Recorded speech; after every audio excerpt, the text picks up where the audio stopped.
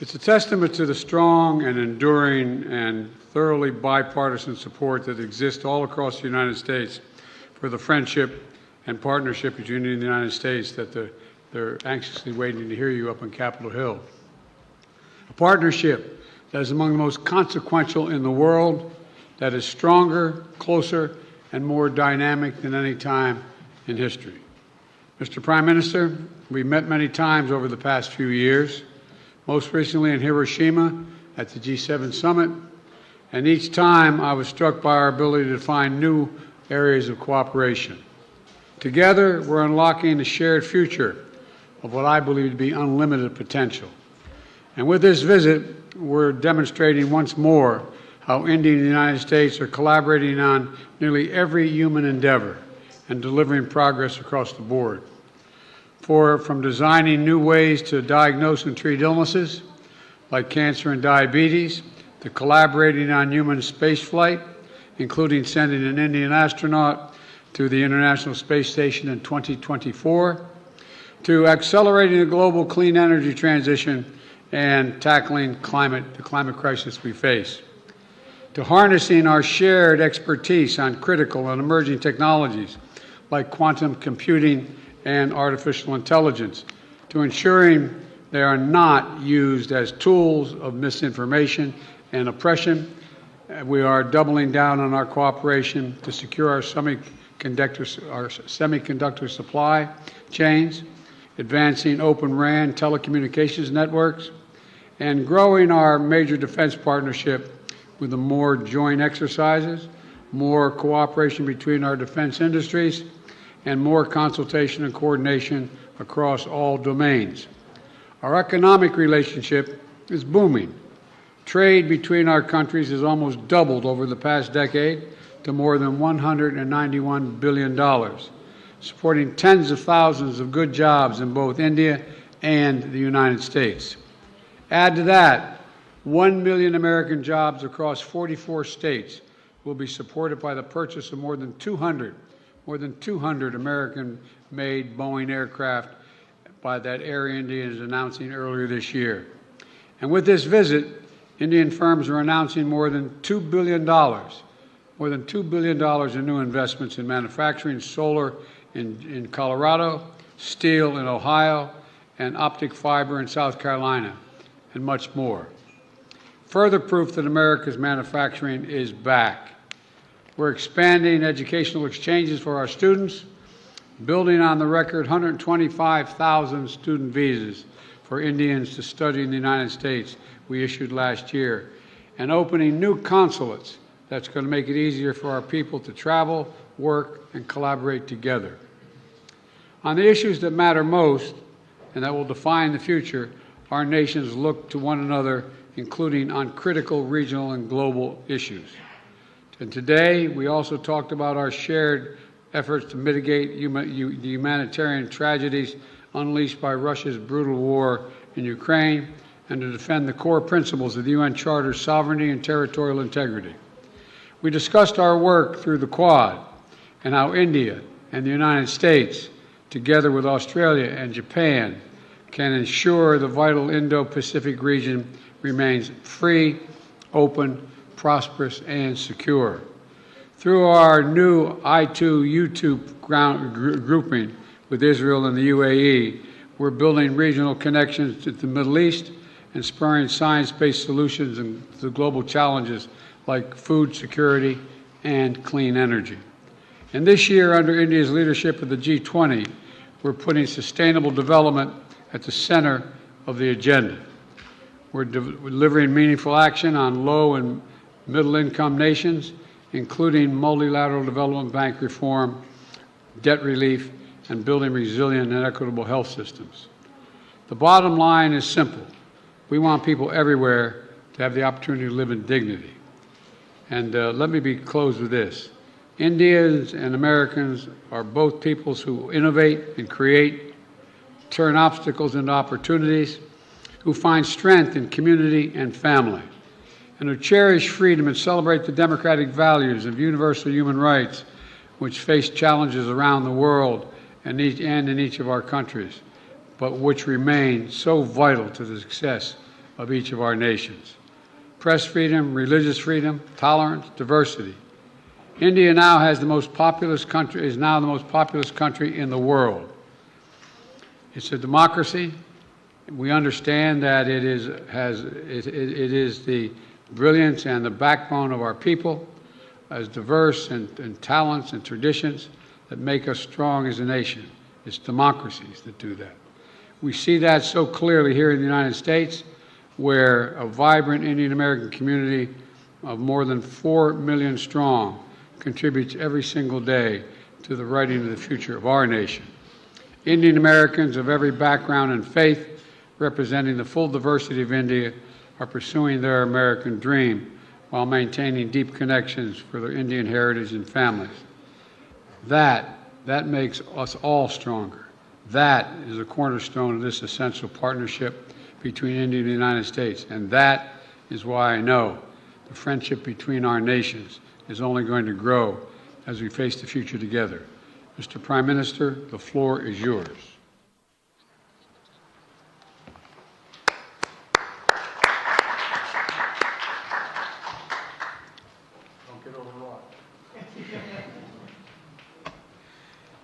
Your excellency राष्ट्रपति Biden, दोनों देशों के डेलीगेट्स, मीडिया के साथियों, नमस्कार।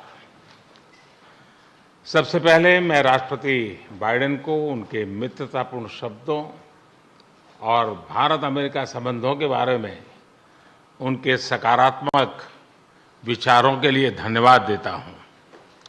फ्रेंड्स, आज का दिन भारत और अमेरिका के संबंधों के इतिहास में एक विशेष महत्व रखता है।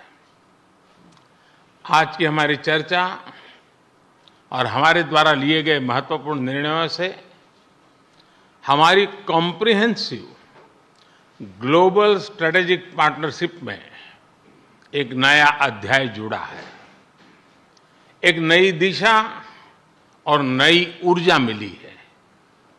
फ्रेंड्स, भारत अमेरिका की व्यापार और निवेश साझेदारी दोनों देशों के लिए ही नहीं बल्कि वैश्विक अर्थव्यवस्था के लिए भी महत्वपूर्ण है। आज अमेरिका भारत का सबसे बड़ा ट्रेड पार्टनर है। हमने निर्णय लिया है कि व्यापार से जुड़े लंबित मुद्दों को समाप्त कर नई शुरुआत की जाए। आईसेट यानी initiative for critical and emerging technology हमारे तकनीकी सहयोग के महत्वपूर्ण फ्रेमवर्क के रूप में उभरा है। Artificial intelligence, semiconductors, space, quantum और टेलीकॉम जैसे क्षेत्रों में अपना सहयोग बढ़ाकर हम एक मजबूत और फ्यूचरिस्टिक साझेदारी की रचना कर रहे हैं। अमेरिका की माइक्रोन, गूगल तथा एप्लाइड मटेरियल जैसी कंपनियों द्वारा भारत में निवेश करने का निर्णय इस फ्यूचरिस्टिक साझेदारी का प्रतीक है। इस यात्रा के दौरान मुझे अमेरिका के कुछ अन्य सीईओज के साथ मुलाकात करने का भी अवसर मिला। उनके साथ हुई चर्चाओं में भी मैंने भारत के प्रति उत्साह और एक सकारात्मक सोच महसूस किया। हम दोनों सहमत हैं कि हमारी स्ट्रैटेजिक टेक्नोलॉजी पार्टनरशिप को सार्थक करने में गवर्नमेंट्स, बिजनेसेस और एकेडमिक इंस्टीट्यूशंस का साथ आना बहुत महत्वपूर्ण है। क्लीन एनर्जी ट्रांजिशन में भारत और अमेरिका के साझे विजन को इंप्लीमेंट करने के लिए हमने कई महत्वपूर्ण इनिशिएटिव लिए हैं। इसमें green hydrogen, wind energy, battery storage, carbon capture जैसे क्षेत्र शामिल है। हमने यह भी निर्णय लिया कि वैश्विक अनिश्चितताओं के बीच भारत और अमेरिका ट्रस्टेड पार्टनर्स की तरह रिलायबल, सिक्योर और रेजिलिएंट ग्लोबल सप्लाई चेन और वैल्यू चेन तैयार करेंगे। भारत और अमेरिका के बीच करीबी रक्षा सहयोग हमारे आपसी विश्वास और साझा रणनीतिक प्राथमिकताओं का प्रतीक है। पुराने समय के बायर सेलर्स रिलेशनशिप पीछे छोड़कर आज हम ट्रांसफर ऑफ टेक्नोलॉजी, को डेवलपमेंट और को प्रोडक्शन की तरफ बढ़ चुके हैं। जनरल इलेक्ट्रिक द्वारा भारत में टेक्नोलॉजी ट्रांसफर के माध्यम से इंजन बनाने का निर्णय एक लैंडमार्क एग्रीमेंट है। इससे दोनों देशों में रोजगार के नए अवसर भी खुलेंगे। यह आने वाले समय में हमारे रक्षा सहयोग को एक नया स्वरूप देगा। इस सहयोग में दोनों देशों के रक्षा उद्योग और स्टार्टअप्स महत्वपूर्ण पार्टनर्स हैं। उन्हें आपस में जोड़ना हमारे डिफेंस इंडस्ट्रियल रोडमैप का मुख्य उद्देश्य है। स्पेस साइंस और टेक्नोलॉजी में हमारा गहरा और वर्षों पुराना सहयोग रहा है। आज हमने आर्टेमिस अकॉर्ड्स में शामिल होने का निर्णय लेकर हमारे स्पेस कोऑपरेशन में एक लंबी उड़ान भरी है। संक्षेप में कहूं तो भारत और अमेरिका की साझेदारी के लिए even sky is not the limit. Friends, हमारे संबंधों का सबसे महत्वपूर्ण स्तंभ हमारे पीपल टू पीपल टाइज है। भारतीय मूल के 40 लाख से भी ज्यादा लोग आज अमेरिका की प्रगति में महत्वपूर्ण योगदान दे रहे हैं। आज सुबह व्हाइट हाउस में इतनी बड़ी संख्या में भारतीय लोगों की उपस्थिति इस बात का प्रमाण है कि इंडियन अमेरिकन्स हमारे संबंधों की असली ताकत है। इन संबंधों को और गहरा करने के लिए हम अमेरिका द्वारा बेंगलुरु और अहमदाबाद में कॉन्सुलेट्स खोलने के निर्णय का स्वागत करते हैं। उसी तरह सिएटल में भारत का नया कॉन्सुलेट खोलेंगे। फ्रेंड्स, आज की बैठक में हमने कई क्षेत्रीय एवं वैश्विक मुद्दों पर चर्चा की। इंडो पैसिफिक में शांति और सुरक्षा यह हमारी साझा प्राथमिकता है। हम एकमत है कि इस क्षेत्र का विकास और सफलता पूरे विश्व के लिए महत्वपूर्ण है।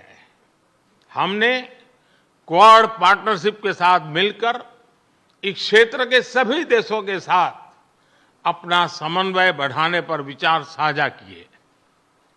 आतंकवाद और कट्टरवाद के खिलाफ लड़ाई में भारत और अमेरिका कंधे से कंधा मिलाकर चल रहे हैं।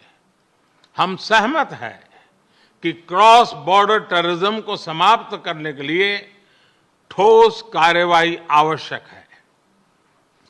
कोविड महामारी और यूक्रेन संघर्ष से ग्लोबल साउथ के देश विशेष रूप से पीड़ित हुए हैं।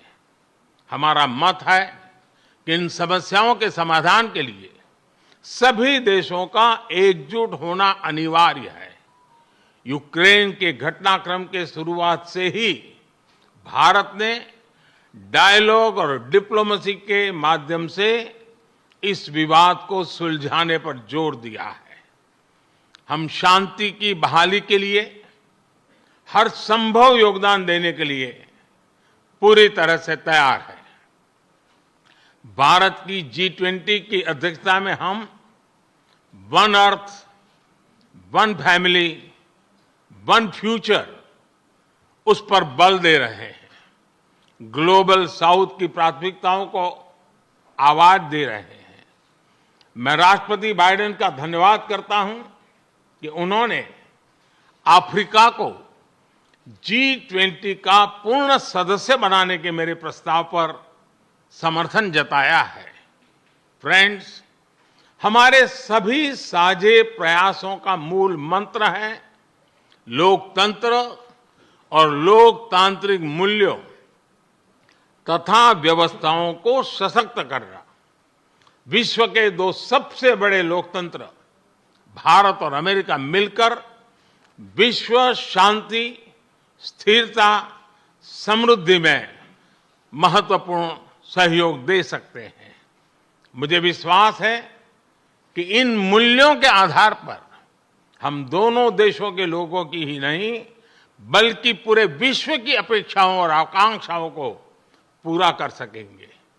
राष्ट्रपति बाइडेन, आज की उपयोगी चर्चा के लिए मैं आपका बहुत बहुत धन्यवाद करता हूं। इस वर्ष G20 समिट के दौरान आपका भारत में स्वागत करने के लिए भारत और मैं स्वयं भी बहुत ही उत्सुक है।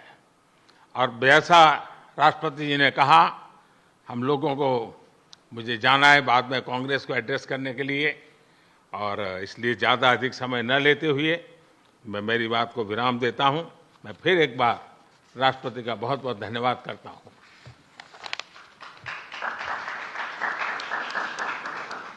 Well, the Congress is actually waiting and anxiously waiting to hear you. I'm told there are two questioners, Sabrina from the Wall Street Journal and Kumar from the Trust of India. And Sabrina, you first. Thank you, Mr. President. I have a question for the Prime Minister, but first a two-part question for you. Your comments at a fundraiser this week appear to be the first time in recent memory that a sitting U.S. president has called a Chinese leader a dictator. Did those comments about President Xi undermine or complicate the progress your administration has made in maintaining a relationship with China? And secondly, on India, as you raise these broader issues of human rights and democracy, what is your message to those, including some members of your own party, who say that your administration is overlooking the targeting of religious minorities and crackdown on dissent in Prime Minister Modi's country? The answer to your first question is no. When we're talking to our allies and partners around the world, including India, we let the idea of my choosing and avoiding saying what I think is the facts with regard to the relationship with India, with China, is just not something I'm going to change very much. I think I believe that, and I've said this for some time, that the hysteria about the relationship with China is collapsing and moving, et cetera, et cetera. We had an incident that caused some confusion, you might say. But Secretary Blinken had a great trip to China. I expect to be meeting with President Xi sometime in the future, in the near term, and I don't think it's had any real consequence. And what was your second question? So as you raise these broader issues of human rights and democracy, what is your message to those, including some members of your own party, who believe that your administration is overlooking the targeting of religious minorities and a crackdown on dissent in India? Well, look, the Prime Minister and I had a good discussion about democratic values, and that's the nature of our relationship. We're straightforward with each other, and we respect each other. One of the fundamental reasons that I believe the U.S.-China relationship is not in the space it is in the U.S.-Indian relationship is that there's an overwhelming respect for each other because we're both democracies. And it's a common democratic character of both our countries and our people, our diversity, our culture, our open, tolerant, robust debate. And I believe that we believe in the dignity of every citizen. And it is in America's DNA, and I believe in India's DNA, that the whole world has a stake in our success, both of us, in maintaining our democracies, makes us appealing partners, and enables us to expand democratic institutions around the world. And I believe this, and I still believe this. Mr. Prime Minister, India has long prided itself as the world's largest democracy, but there are many human rights groups who say that your government has discriminated against religious minorities and sought to silence its critics. As you stand here in the East Room of the White House, where so many world leaders have made commitments to protecting democracy, what steps are you and your government willing to take to improve the rights of Muslims and other minorities in your country and to uphold free speech?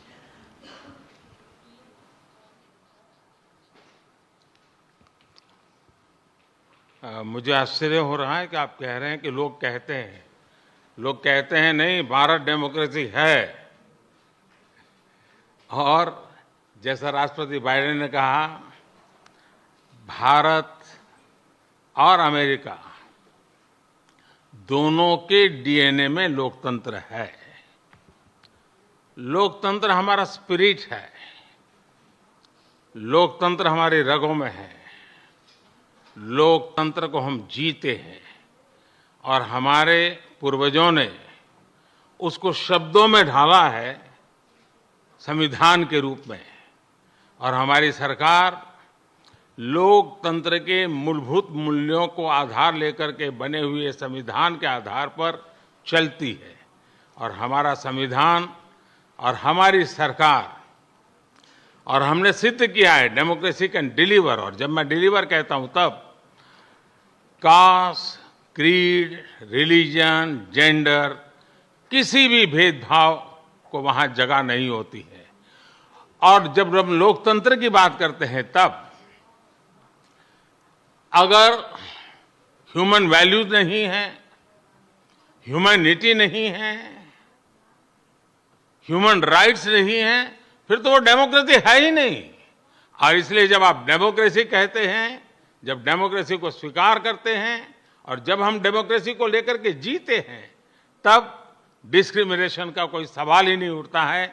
और इसलिए भारत सबका साथ, सबका विकास, सबका विश्वास, सबका प्रयास, उन मूलभूत सिद्धांतों को लेकर के, और इसलिए हम चलते हैं। भारत में सरकार के जो बेनिफिट्स हैं वो एक्सेस टू ऑल है, जो भी उसके हकदार हैं उन सबको मिलते हैं। इसलिए भारत के लोकतांत्रिक मूल्यों में कोई भेदभाव नहीं है, न धर्म के आधार पर, न जाति के आधार पर, न उम्र के आधार पर, न भूभाग के आधार पर।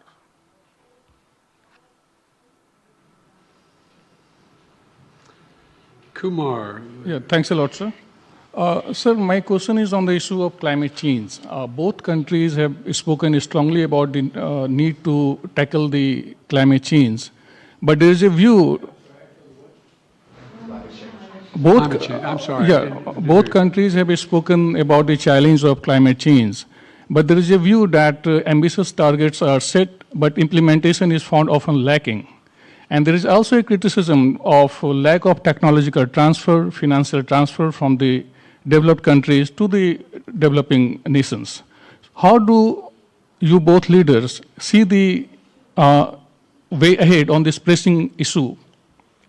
Well, first of all, I think it is the existential threat to humanity, climate change. It's the most serious problem we face as human beings. We have to keep it below 1.5 degrees Celsius. We've made enormous progress here in the United States on dealing with this issue by doing three things. Number one, by insisting that we move every one of our industries into a position where they can take advantage of cheaper and more extensive and more available renewable energy, whether it's solar or wind or hydrogen and green hydrogen. There's a whole range of things we've been working on. In addition to that, we find ourselves in a position that what we've done is that we have significantly reduced for example, I made a commitment that we are going to make sure that by 2030, 30% of all our land and sea and oceans were were in conservation, could not be developed. We're well on our way to doing that, and that's also absorbing carbon from the air as a consequence of that because of the conservation. We are in a position as well, but we have provided for significant increase in funding for a whole range of issues, but not just for the United States, but for the rest of the world. For example, we're working with the G7 to provide for infrastructure work for dealing with global warming on the continent of Africa. In Angola, building the largest solar project, moving ourselves, having railway to go all the way across the southern two-thirds, from the Atlantic Ocean to the Indian Ocean in Africa, to be able to transport and do it cheaper and do it with less, how can I say it, less carbon emissions. We're trying to work with other countries to maintain their carbon sinks so they don't have to develop them like we did in causing pollution, and we're trying to figure out how to work out to pay them not to develop certain areas like the Amazon and Brazil. But there's a lot of technology that's available that we're sharing and we share with one another. We've learned how to do solar energy, which is considerably cheaper than it is for fossil fuels. The same way dealing with not just solar, but dealing with wind. And so there's a lot of technology that we've developed, and we're well on our way, I think, to meeting the commitment we made that we made in Paris. And we're prepared to share all of that with India that has a desire to do the same.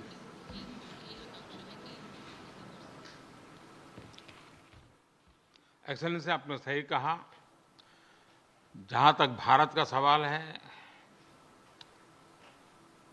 Environment, climate, ये हमारे सांस्कृतिक परंपरा में अत्यंत महत्वपूर्ण स्थान है उसका। हमारे लिए एनवायरनमेंट ये आर्टिकल ऑफ फेथ है। ये कन्वीनियंस के कारण करने का हमारा काम नहीं है, हम ये मानते हैं। हम एक्सप्लॉयटेशन ऑफ नेचर में विश्वास नहीं करते हैं। पूरे सृष्टि को चलाने के लिए मिल्किंग ऑफ नेचर तक तो चल सकता है, लेकिन एक्सप्लॉयटेशन ऑफ नेचर नहीं चल सकता है। हम इस पक्ष में रहे हैं और उसी के मूलभूत आधार पर भारत अपने लिए करता है, इतना ही नहीं, हम कुछ ग्लोबल इनिशिएटिव भी ले रहे हैं। आपको मालूम है, G20 देशों ने पेरिस में जो प्रॉमिस किया था, सभी G20 देशों में अकेला हिंदुस्तान है जिसने पेरिस में जो प्रॉमिस किए थे वो सारे प्रॉमिस पूरे किए हैं। इतना ही नहीं, सोलर एनर्जी के क्षेत्र में हमने ग्लासगो में रिन्यूएबल एनर्जी के क्षेत्र में 500 गीगावाट का टारगेट रखा है। हमने 2030 तक भारत की रेलवे का नेट जीरो का रख रखा है। और भारत की रेलवे कहने के बाद आपको उसका स्केल पता होना चाहिए। भारत की रेलवे का मतलब है कि हर दिन मेरे यहाँ रेल के डिब्बे में पूरा ऑस्ट्रेलिया होता है। इतना बड़ा मेरा देश है, और वहां मैं 2030 तक रेलवे को नेट जीरो लेकर के चल रहा हूं। उसी प्रकार से जो हमने सोलर एनर्जी के टारगेट तय किए थे, हमने इथेनॉल के टारगेट तय किए थे 10% का, वो समय से पहले पूरा कर दिया। हम 20% इथेनॉल ब्लेंडिंग की दिशा में आगे बढ़ रहे हैं। हम ग्रीन हाइड्रोजन को इनिशिएट कर रहे हैं और भारत ग्रीन हाइड्रोजन हब बने, उस दिशा में हम काम कर रहे हैं। हमने दुनिया के लिए इंटरनेशनल सोलर अलायंस उसका हमने लॉन्च किया, और आज दुनिया के कई देश उसमें भारत के साथ मिलकर के आगे बढ़ रहे हैं। हमने जो आइलैंड कंट्रीज है उनको स्पेशली सोलार के क्षेत्र में मदद करके उनको एक नया विश्वास दिया है कि हम आपकी कठिनाइयों में आपके साथ हैं। भावी किसी भी संकट के लिए हम आपकी चुनौती को पार करने के लिए हमारी जिम्मेवारियां निभाएंगे, आपको भी मदद करेंगे।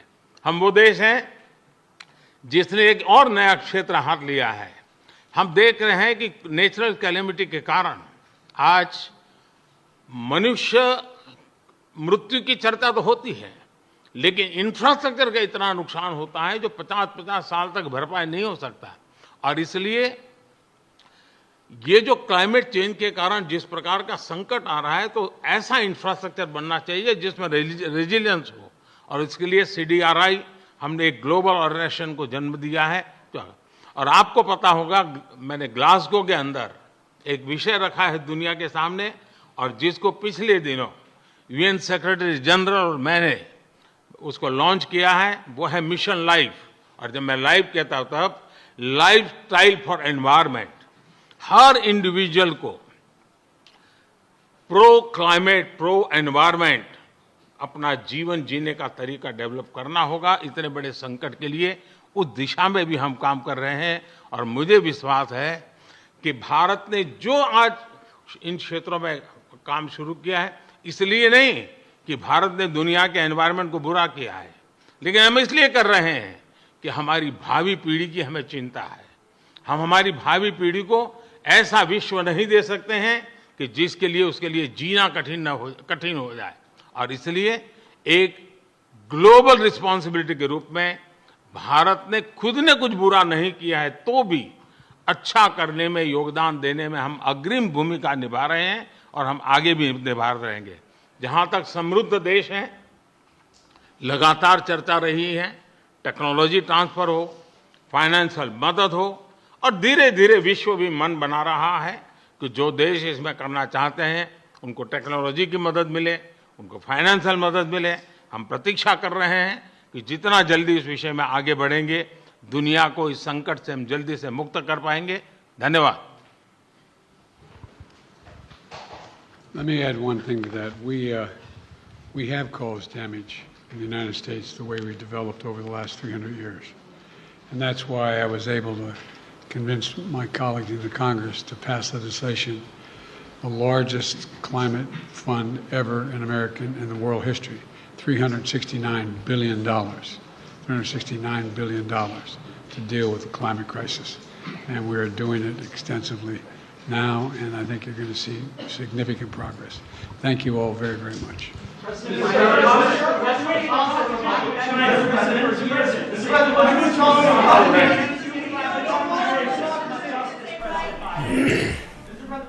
तो ये सीधी तस्वीर है व्हाइट हाउस से, जहां पर प्रेस स्टेटमेंट दोनों नेताओं ने दिया। आपसी शिष्टमंडल स्तर की बातचीत के बाद में साफ तौर पे ये बात निकल के आई है कि कैसे सहयोग को एक नए दायरे तक लेकर जाया गया है। प्रधानमंत्री ने इस बात का साफ तौर से जिक्र किया कि कंप्रेहेंसिव ग्लोबल पार्टनरशिप का नए अध्याय, नए युग की शुरुआत हुई है। साथ ही साथ व्यापार, निवेश, साझेदारी को विश्व की जरूरत के लिहाज से कहा कि जो भारत और अमेरिका की जो साझेदारी है वो कहीं ना कहीं दुनिया के लिए बेहतर साबित होगी। और ICET ऐसी इमर्जिंग